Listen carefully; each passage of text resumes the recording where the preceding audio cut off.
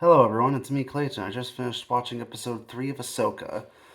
So, while some more events of Star Wars Rebels are discussed, such as the battle between Ezra and Thrawn, and how one of the characters is trying to use resources of the Galactic Republic in order to find Ezra, when many of the senators of the nation of the galaxy believe that Ezra is dead, Sabine Wren, Ahsoka, and Yang are attempting to head to a distant planet in order to find their Sith Lord in question.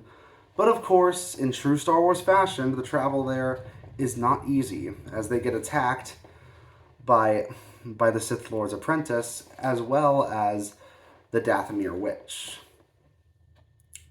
I really do appreciate these air combat sequences, especially considering how well it happens to show off Ahsoka and Sabine working as an apprentice and a master. I appreciate that Sabine Wren is pretty rusty here. Not only does she get schooled quite a bit by Ahsoka and Yang when it comes to her training, but it's very clear that she needs to work through a lot of frustration and has to work either with or against a lot of her Mandalorian instincts to work well for learning lightsaber training, and when it comes to learning a lot of the stuff that makes you a Star Wars protagonist.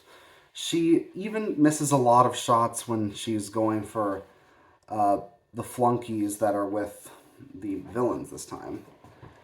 And she has to work alongside Ahsoka, and basically they have to work in tandem in order to take these guys out. I appreciate that.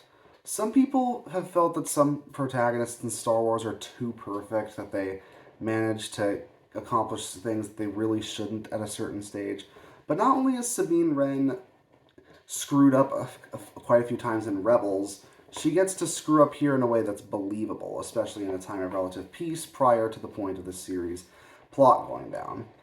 On top of that, I like the fact that they're using Boken swords for lightsaber training, which is very similar to samurai training, and that the planet that they end up on at the end of the episode looks basically full of sakura cherry blossoms, almost like it's a set right out of a good samurai movie. Considering that Star Wars movies are based off samurai and cowboy films and stuff like that, it's like a mix between a samurai film and a western in space. I appreciate that this episode pays very close attention to the influences of the series. On top of that, Yang, like most of the droids in the series, tends to get the best lines. I find his exchanges pretty funny, and he even delivers some brutal honesty when necessary. Though I will say it was still kind of convenient the way that Wren was able to get the ship working again right when they were about to be in danger, or how the shot that ends up taking out the ship for a while only severely damages the ship. It doesn't actually destroy it. Considering how close they were to the turbo lasers that hit them, that just felt like a bit of a contrivance even by Star Wars standards. Really, they've got to invest in a better scanner that doesn't involve them getting so close to the object that you're liable to get shot out right into the vacuum of space. But aside from that, I thought it was a pretty good way to keep the story moving along, and hopefully this means our main hero and main villain get to finally meet up.